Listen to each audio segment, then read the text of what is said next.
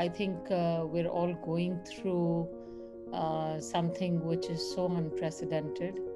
And I just thought for many of you out there who've either gone through the disease or are going through COVID or probably taking care of somebody who's very near and dear and is suffering through COVID. I just wanted to reach out in any way that I can comfort and help. I think having been hit by COVID in the last 3 weeks, there have been many moments of frustration, exasperation, and in my own way, I had my own cycle. So I remember when my report came positive on April 13th, there were mixed emotions. It was a bit like it was going to happen.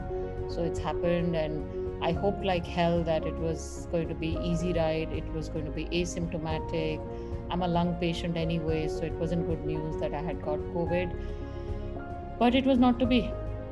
And the next 2 3 weeks, for want of a better word, were terrible. I think the most fateful night was after 2 3 days when I was really unwell and I was having my own breathing issues. My son got it from me, which made me feel very, very guilty.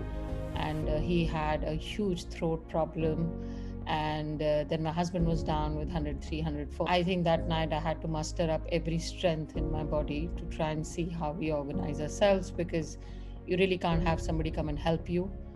You have no idea apart from measuring oxygen and thinking that you're alive. There's a huge feeling of helplessness and there's nothing you can do.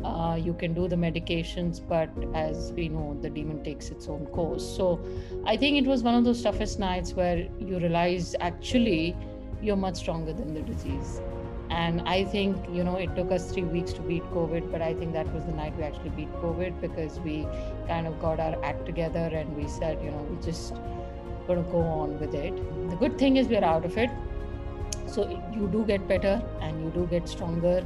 It's a long healing process, as anybody who's gone through COVID knows.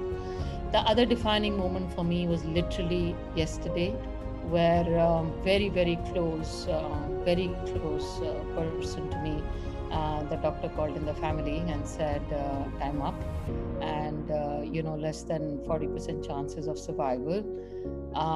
It's a bit like it hits you out of the board. So the good thing is that he's moved from God knows whether he'll survive to maybe he will survive, and we'll know in the next 48 hours whether he makes it or he doesn't.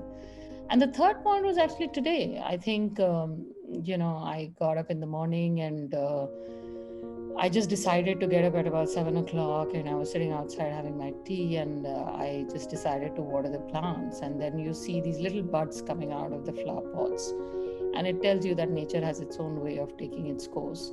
And it just filled me with a lot of optimism and a lot of positivity that life goes on. So my message for everybody who's going through any stressful moment, that you're not out there alone. My advice is that don't watch TV, don't read news. I think there is a lot of sensationalism around what is going on. There's a paranoia which is set in, where people are trying to help each other, but actually you can't. But what I can tell you is that you got to pick up that strength inside you right now and pull yourself up. So it's time that I think we stop fretting about it and we stop feeling bad about it. We focus on a couple of things. One is self-care. Start taking care of yourself, because I think one of the things which helped me tide over it is regular yoga prior to COVID, and which, even though I have a bad lung, I tided over it. Second is try and help by doing something rather than forwarding WhatsApp messages. As a patient, it was not very pleasant for me to get multiple WhatsApp messages when you really can't help me get the medicines and get the beds. So nobody needs sympathy right now. What they need is strength.